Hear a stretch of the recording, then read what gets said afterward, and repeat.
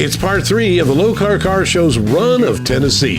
This time we're in Knoxville at Boys and Their Toys at the Fort Loudon Yacht Club.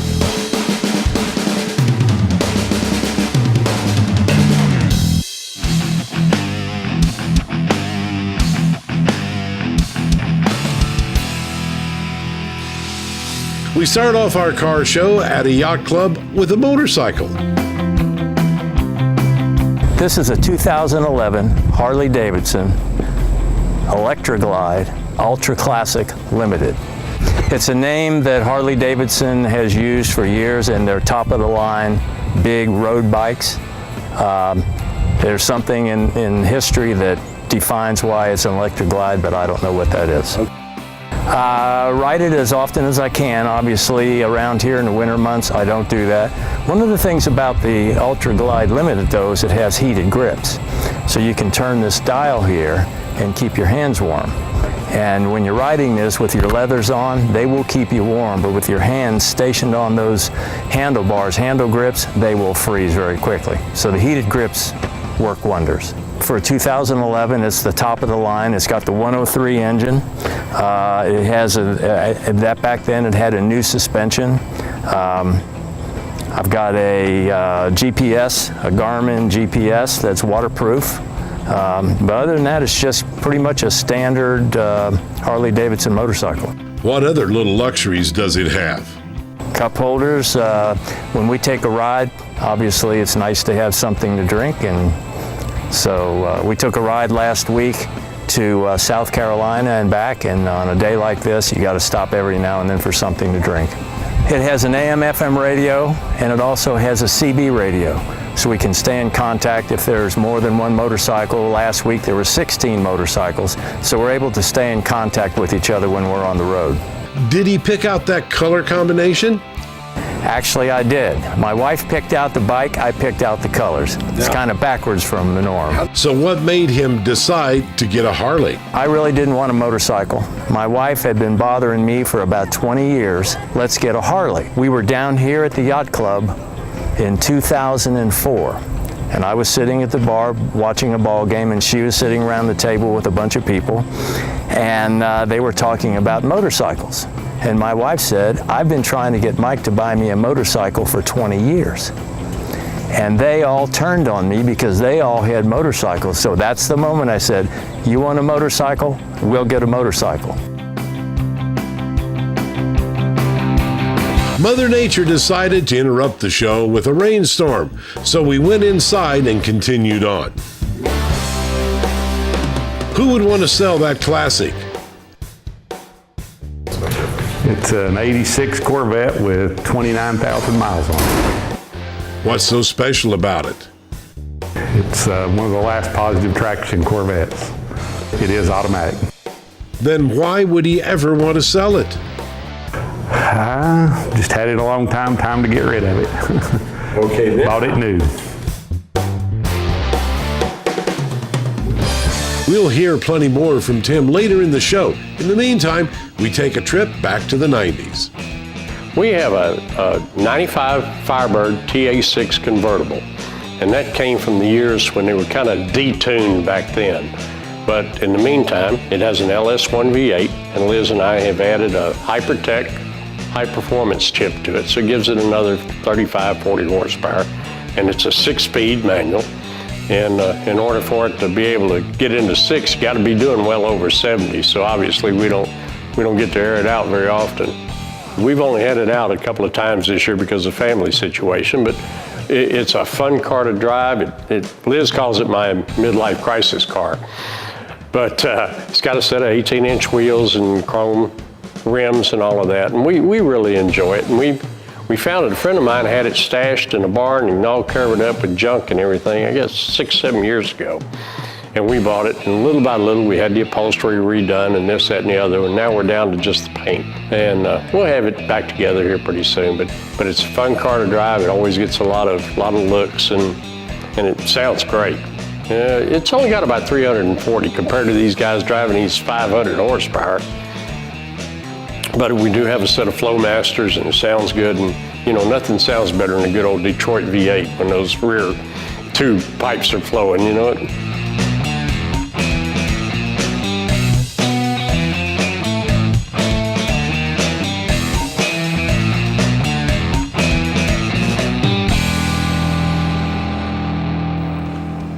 Coming up, a 3-part piece on a single collection. This edition of the Lokar Car Show series is being brought to you by Lokar Performance Products, quality plain and simple. And by ARP, the world leader in fastener technology. And by Steel Rubber Products, quality crafted rubber parts and weather stripping. And by Flowmaster, the exhaust technology company.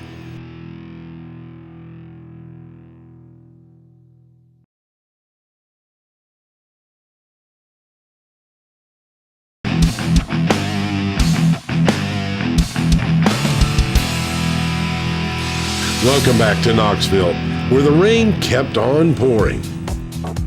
Now we step into the modern era with this Viper and its brothers. 2006, I've had it 5 years. Blown a motor up in it, replaced that last year. Coming out of my garage, going down my driveway, the oil pump stopped working, but I continued to drive the car and pretty much wrecked the motor. I've done a lot of work to it, a lot of custom work to it. I'll probably keep it forever. I've had it painted back to the factory colors. I've had it lowered, all the suspension done, the wheels and tires all custom, exhaust custom.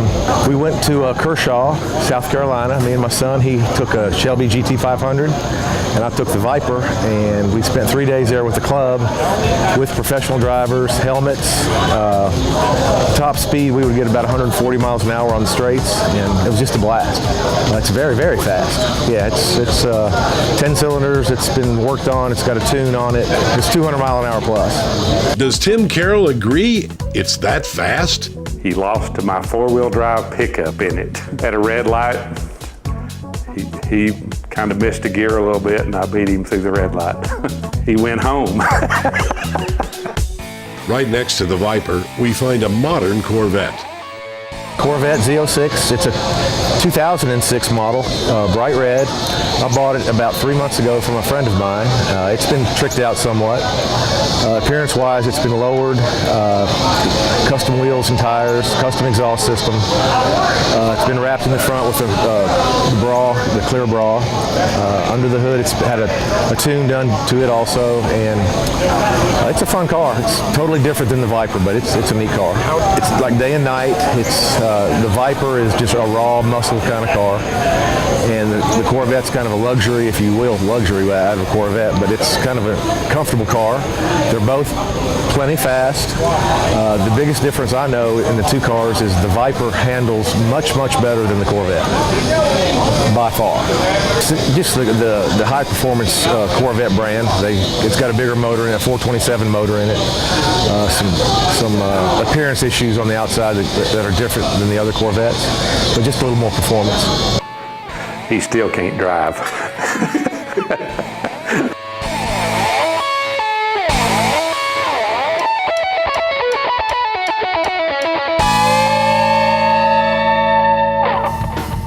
The third member of the Buchholz collection belongs to his wife, Christy, who Tim Carroll says is the better half of the pair.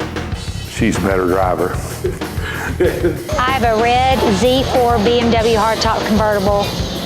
What year? It's a 2011 S-Drive twin turbo. It's very fast, top end and takeoff.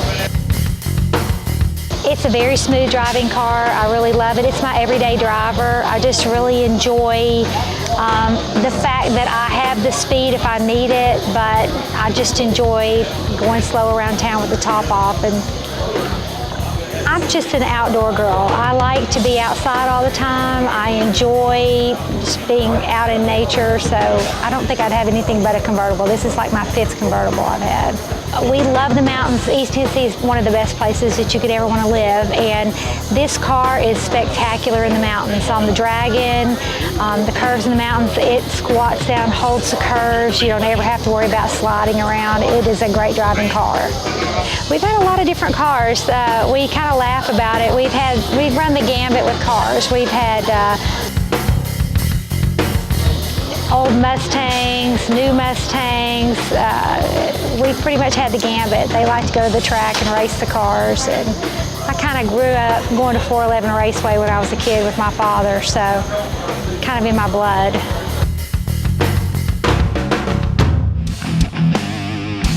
Coming up, another multi-car collection takes center stage.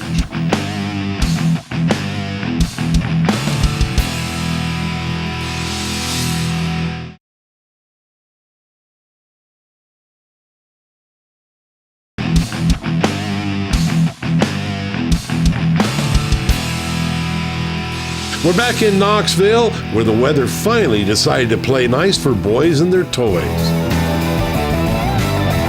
It's a 1968 Z28, the second year that Chevrolet produced that car.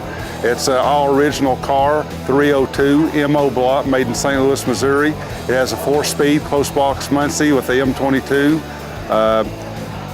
It was a combination of parts put together by GM, and I guess when they put all the parts together, they called it the Z28 for lack of anything else to call it. It's emerald green with the black deluxe interior in it. My first car was a 71 Z28. I got my license suspended for drag racing with it. My father let the car set until I got my license back and sold it. I always wanted another Z28, so in 1993 I bought this car. I bought it from a local person here in Knoxville. The car was originally sold in Asheville, North Carolina, and I bought it from the second owner in 1993. Has he made any improvements since he got hold of this Camaro? Nothing other than maintenance, just kept it running. The car sets, I put less than 100 miles on it in 21 years. What kind of carburetor is under the hood? I just recently learned what that carburetor is. It's a Hoyle 780, a List 4150-DZ. I just had it rebuilt. It takes a special Hoyle kit. It's called the Trick Kit. It's only good for that carburetor. Quite expensive, and I had Terry Hensley with Hensley Racing rebuild that carburetor. It's unlike the Quadrajet, which was $39, and 20 minutes for him to rebuild that one. Out of that 100 miles, how many of them went toward racing that old girl? Never raced it. Got it out once about 15, 18 years ago and raced it against the 442 on the street. And done real good with him up to about 105 mile an hour. And I have a 410 Positrack in it. And I had that was all it had. And that 442 W30 hit fourth gear and went on. Right next to that Camaro was its own brother. It's a 68 Rally Sport car, 327, 4-speed, just a basic Camaro. A friend of my father's restored the car, Wayne Pope, locally, and I purchased it about 4 years ago. Sounds good, drives smooth. It's not performance, it's just a good driving car. Rebuilt the carburetor. My car's the green one hadn't seen sunlight in 4 years. They sit there, the carburetors gum up and have to be rebuilt, whatever. I changed the oil and drive them 20, 25 miles, put them back in the garage. The blue one, the 68 Rally Sport, it's just a good, easy running car. It's a hydraulic lift cam car. It's just good performance and economical. That's a beautiful pair of Camaros. What does Tim Carroll think of that Camaro collection? He does okay. He doesn't have any tags or any insurance, but he has a lot of nice cars. We were leaving a buddy who had been injured in a four-wheel accident, and we're leaving the hospital, and the last words I heard were, "Watch this." And he kind of went through the median and got stuck for about an hour.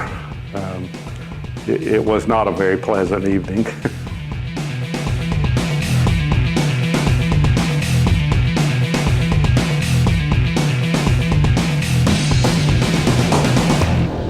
for a change of pace, a modern Mercedes. For a long time, I wasn't in cars, but I had a 51 Ford Crown Victoria with a Thunderbird engine in it. It was a pretty good performer. I had 55 Chevrolet. So I've had a lot of cars, and I worked on them growing up and learned a lot about them. And then when I got in my job with American Limestone, I had probably about 225 pieces of equipment, dozers, loaders, concrete trucks. And it really helped me because, I was able to relate and built shops. We had a bunch of different shops and locations. That's a long history, but what made him choose a Mercedes? I really just picked it out to drive. And then I had a van, I gave it to my son, and so I bought a Mercedes GL 450 about 2 years ago. I just decided to keep the CL as a hobby car, so I keep it in the warehouse and just drive it periodically. But it has low mileage on it. It has, I think, 33,000 miles on it.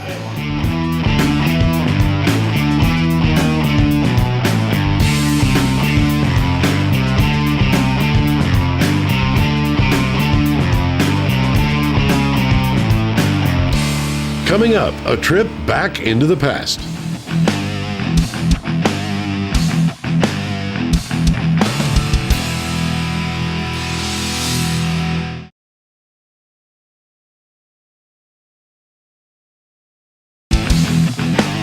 This edition of the Lokar Car Show has been brought to you by Original Parts Group, the world's largest source for GMA body parts and accessories, and by Lokar Performance Products, quality, plain and simple. And by ARP, the world leader in fastener technology. And by Brothers Truck, your #1 source for 1947 through 87 Chevy and GMC truck restoration. We're back and taking a trip halfway into the last century.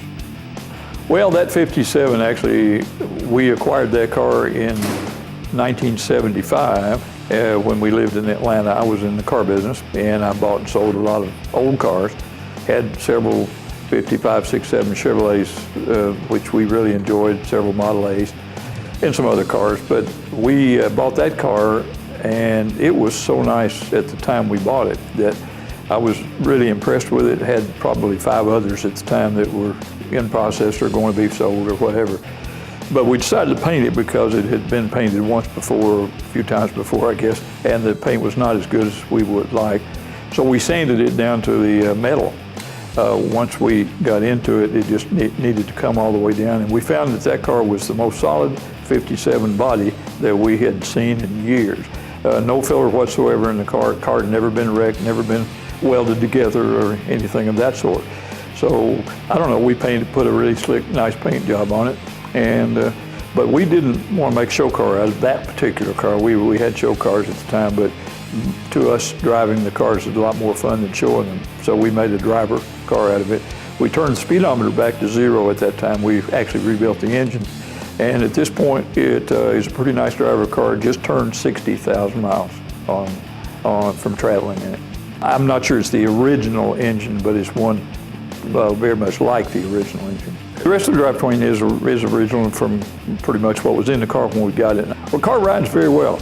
The car is actually pretty much like a 57 Road, I think, back in those days. The Chevy train continues with another mid-50s model. That car I built in about a 4-year time span to look like my first car in high school, which I also painted candy apple red and white.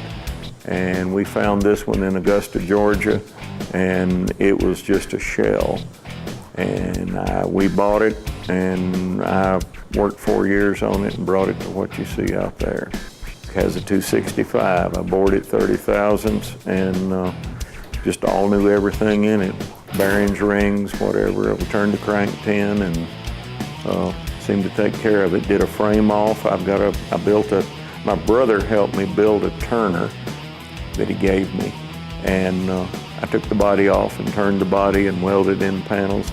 Had a gentleman down in Athens, Tennessee, put a rocker panels and a quarter panel in it and said he wouldn't work on it anymore because the door skin was so awful to do.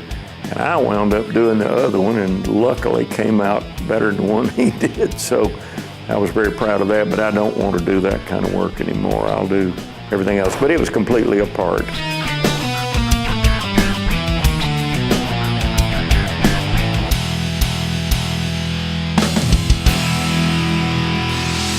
This week's Lokar Lowdown. Hey, I got a bench seat in my car, and I just don't know what to do about the shifter. I know what I do. I call Lokar. You guys can hook me right up. Absolutely. We developed a floor mount shifter mainly for your 50s and 60s cars. And along with that floor mount shifter, we came out with this really neat bench bend lever, specifically designed for use with a bench bend seat. And it looks right at home in a muscle car or a Tri-5 Chevy or something like that. Absolutely. So nothing going to get in your way. I mean, half the fun is, you know, shifting the car and moving things around and stuff. And you can't have that seat get in the way or the lever get in the way of the seat. Now, and I noticed what we have here is we've got your new LED indicator on here too. Yeah, we offer that cable-operated LED kit for all of our shifters. We do it in the boot ring mount as well as the dash mount. But everything just looks right at home, nice nostalgic look. This is perfect. Yes, and taking us right back to where Lokar got started with your direct mount.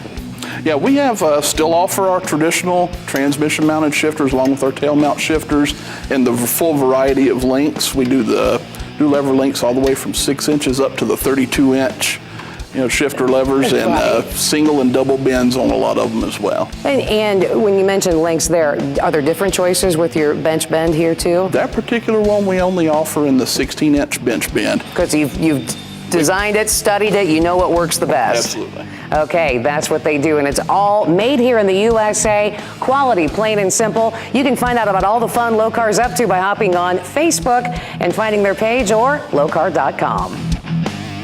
That's all from Knoxville, Tennessee. The Lokar Car Show remains in Tennessee one more week as we head to Shades of the Past in Pigeon Forge, Tennessee. See you there.